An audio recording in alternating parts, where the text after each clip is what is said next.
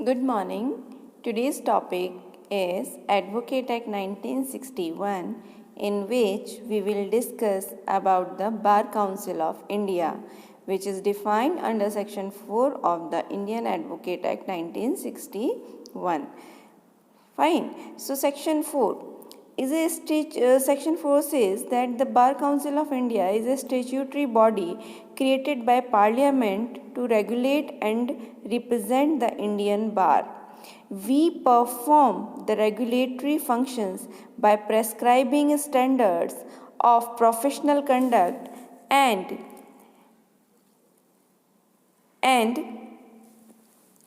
by exercising disciplinary jurisdiction over the bar. We also set standards for legal education and grants recognition to universities whose degrees in law will serve as qualification for enrollment as the advocate. तो देखिए section 4 क्या बताता है। Section 4 बोलता है कि bar council of India जो है वो एक स्टैट्यूटरी बॉडी है, कानूनी उसको अस्तित्व मिला हुआ है, ठीक है, क्योंकि इसका गठन जो है वो संसद के द्वारा अधिनियम बना कर के किया गया है, ठीक है। किस लिए किया गया है कि ये भारत के अंदर जितने भी बार काउंसिल्स हैं, स्टेट बार काउंसिल, और जितने भी अधिवक्ता और लॉ प्रोफेशनल्स हैं उनके लिए रेगुलेशंस बनाने का काम करती है, नियम बनाती है, ठीक है। We perform the regulatory functions by prescribing standard of professional conduct, ठीक है।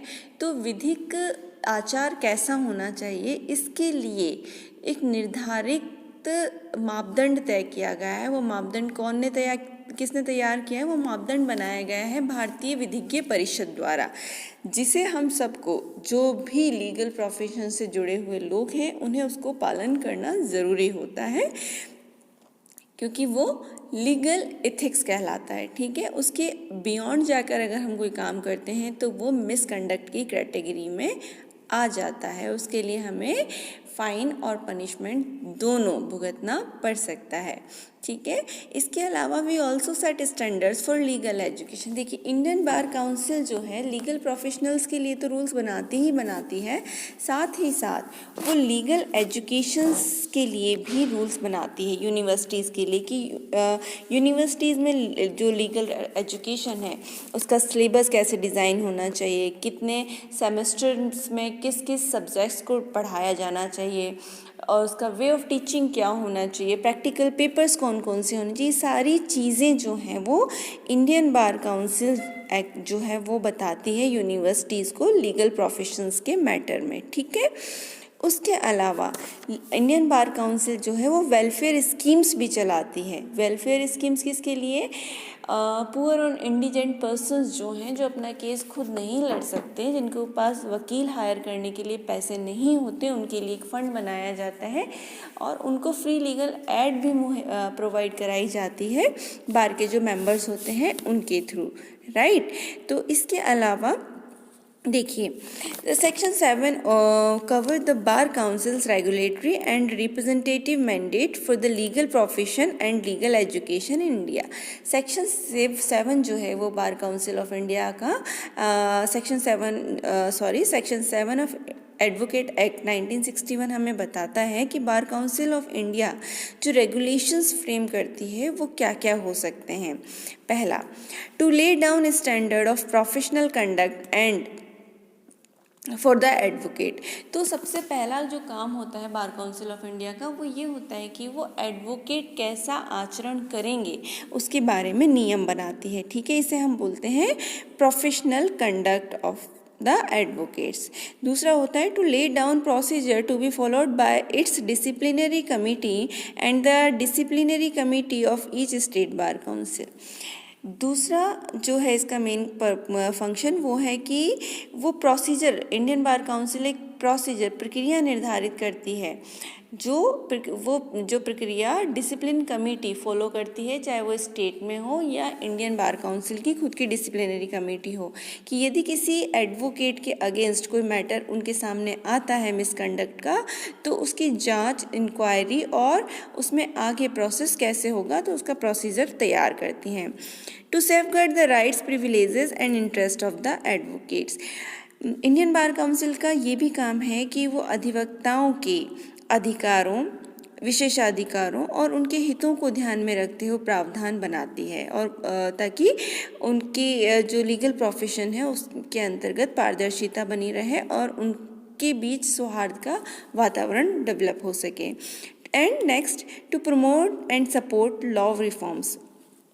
देखिए, लॉ रिफॉर्म्स को सपोर्ट करना भी बार काउंसिल का सबसे बड़ा फंक्शन माना जाता है।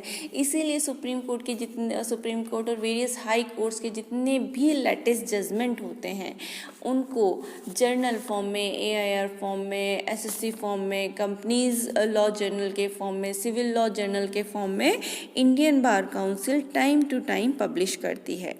ठीक है, to deal with the dispose of any matter which may be refer to it by state bar council. इसके अलावा स्टेट बार काउंसिल अगर कोई मैटर इंडियन बार काउंसिल को रेफ़र करती है तो उसे सॉल्व करना भी इंडियन बार काउंसिल का एक फंक्शन माना जाता है, राइट। इसके बाद देखिए,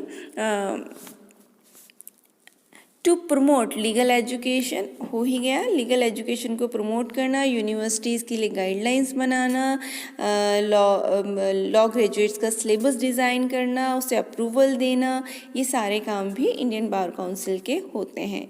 to recognise universities whose degrees in law shall be a qualification for enrolment as an advocate. इसके अलावा जो भी नया इंस्टीट्यूट, कॉलेज या यूनिवर्सिटी लॉ कोर्स रन करना चाहता है तो उसे एफिलिएशन देने का काम भी बार काउंसिल ऑफ इंडिया करती है। इसके अलावा सेमिनार्स कंडक्ट कराना, ज्यूरिस्ट के टॉक्स कंडक्ट कराना, लॉ लीगल नॉलेज को स्प्रेड आउट करना, ये सारे काम भी इंडियन बार काउंसिल के होते हैं। ठीक है, इसके अलावा लीगल एड कैंप्स लगाना और कंज्यूमर हेल्पलाइन शुरू करना, ये सारे काम भी Indian bar council time to time करता है।